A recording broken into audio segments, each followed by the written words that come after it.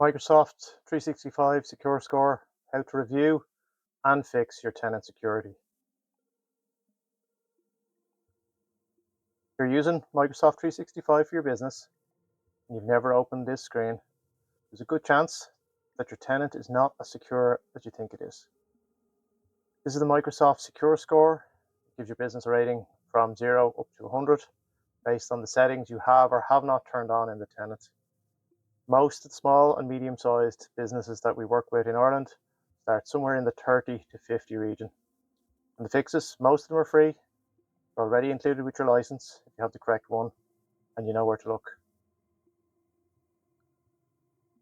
In this video, I'm going to show you exactly where to find your secure score, what the number actually means, which are the recommended actions that will have the biggest impact on your security, and how to work through fixing them. Even if you have no IT background, you'll be able to follow this.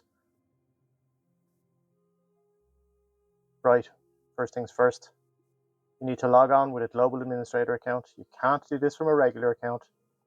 So if you have an account with the appropriate rights, go to security.microsoft.com. That's the Defender portal. Once you're in, over on the left-hand side on the screen, you'll see Secure Score. You can click on that.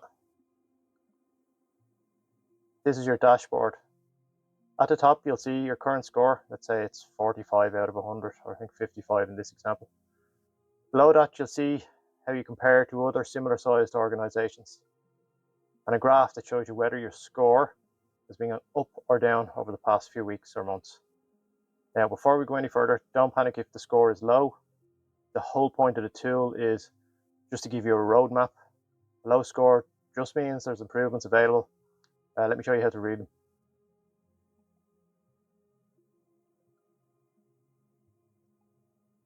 Click the Recommended Actions tab and sort by points, highest impact first.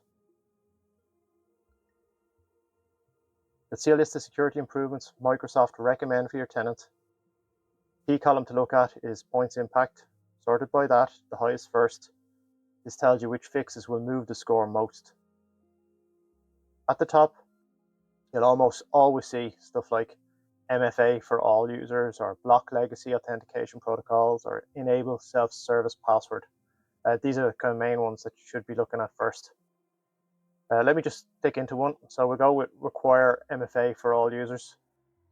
This screen tells you everything you need. It explains what the action is, why it matters, how many points it will add to your score, and importantly, a link to implement it. Some actions also have a manage button that takes you directly to the setting. Others link to documentation. For example, for MFA, click manage, takes you into your conditional access policies, which is where you set this up. It's worth noting that depending on your license, you may have more or less access to the conditional access policies. So just to keep that in mind, you probably need business premium really to be utilizing this, even at a fairly basic level. So you can also notice and set a status on each action. If you've addressed something outside of Microsoft, for example, if you're using a third-party MFA tool like Duo or something similar, you can mark it as resolved through a third party, and it'll still count towards your score. Now, if you know about a risk, but you have consciously decided not to fix it right now, or it's not particularly relevant to your organization, you can mark it as risk accepted. This is a useful way to keep your score accurate with your actual security posture. Top fixes and what they mean. Let me run through the top fixes you should tackle first. I'll keep this practical.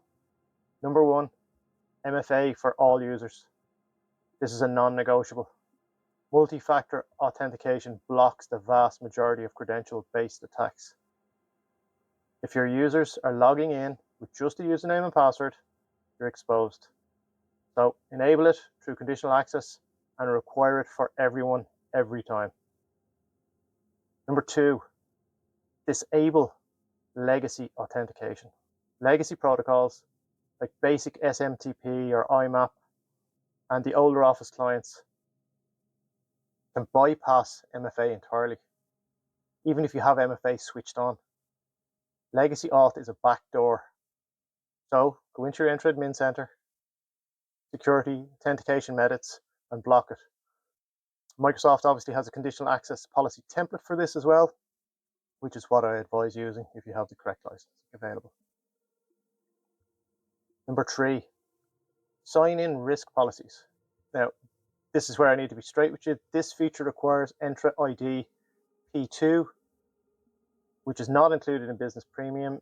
Business Premium gives you P1. So that just covers all the conditional access policies we've talked about so far. Sign-in risk detection, where Microsoft analyzes every logon in real time and assigns a risk score based on things like, impossible travel, breach databases, anonymizing proxies. That's a P2 feature, part of Microsoft Entra ID protection. If you're on Business Premium, you won't find this option in your conditional access conditions. To get it, you need a P2 license or move to an E5 plan, or whatever the equivalent is going forward. It's also worth noting, it's powerful. For the rest of the checklist, we're staying with what Business Premium will give you. Number 4, enable audit logging. By default, audit logging may not be turned on older tenants. This records every admin action, every file access, every logon. So if something goes wrong, a data breach or an account compromise, the audit log is how you reconstruct what happened, or at least can help you reconstruct what happened. Microsoft has just moved this into the Purview portal now. So if you go into purview.microsoft.com and click Audit under Solutions and make sure it's switched on, it'll actually prompt you the first time if you haven't done it. Number 5, review your admin accounts. Go into Entra, look at who has global admin access. Most businesses have far too many users with global admin rights or old administrators, and every global admin account is a target. So you want the minimum number necessary, ideally 2, both with separate dedicated admin accounts that aren't used for day-to-day work or email. So once you've worked through the top recommended actions, go to the Metrics and Trends tab. This shows you your historical progress, and you can set a target. We recommend for our clients to aim between a minimum of 70 out of 100. Anything above that is excellent for a standard size SME.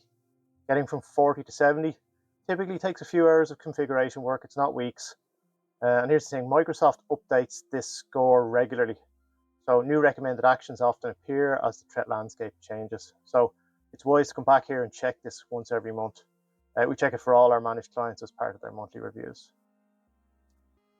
That's it. That's a full walkthrough of the Microsoft Secure Score and how you can help use it to secure your tenant, basically.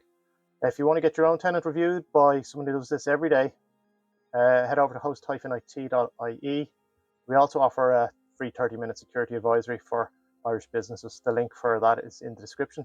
If you found this useful, you might consider subscribing. We post practical IT guides like this every month. I'll see you on the next one. That's it. Have a good day. Bye-bye.